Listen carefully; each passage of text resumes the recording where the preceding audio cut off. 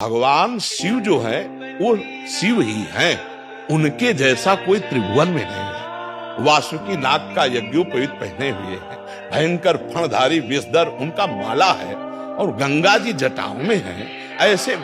ऐसा परिवार देखा है? देखो, शिव जी का वाहन नंदी और भगवती का वाहन बबर शेर।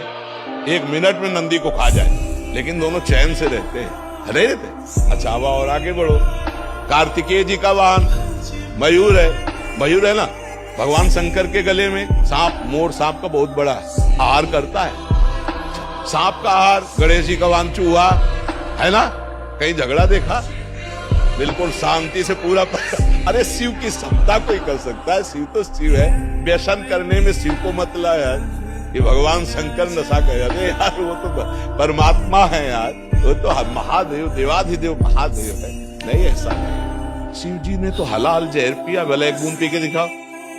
ये सब कोई जानता है कि नहीं? समुद्र मंथन में जो पहला हलाहल विष निकला भगवान शिव ने पिया। तो आप व्यवहार करो, शिव जी कोबरा को गले में डाले रहते, एक बार कटवा के दिखाओ। शिव जी ने गंगा जी धारण किया, 1 बाल्टी पानी धारण कर। शिव जी ने गंगा जी धारण किया, 1 बार।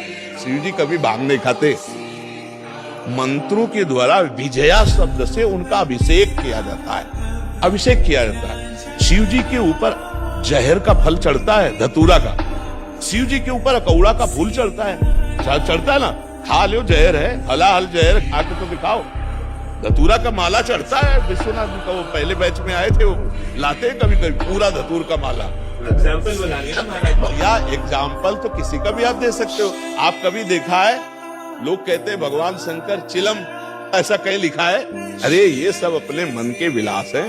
वो जगत की रक्षा के लिए हलाहल विष पिया, समझ रहे ना। तो जो हम सोने के समय रट रहे थे, वही जगने के समय चेतना जागृत होते ही निकल पड़ा।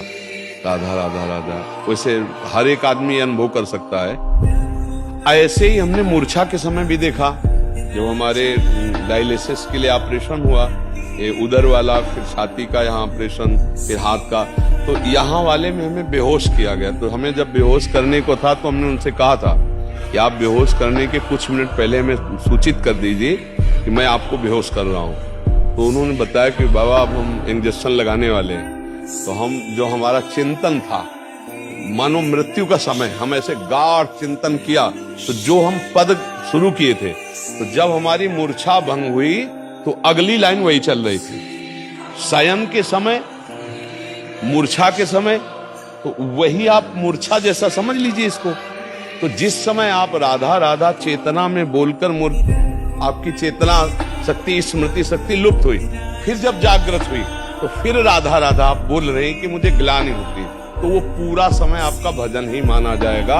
अगर उस स्थिति में प्राण चले जाते हैं तो आपको भगवत प्राप्ति होगी। क्योंकि मूर्छा के पहले आपने राधा बोला था। मूर्छावस्था में आप असमर्थ हैं, ना सत बोल सकते ना असत, ना सत्क्रिया ना असत क्रिया।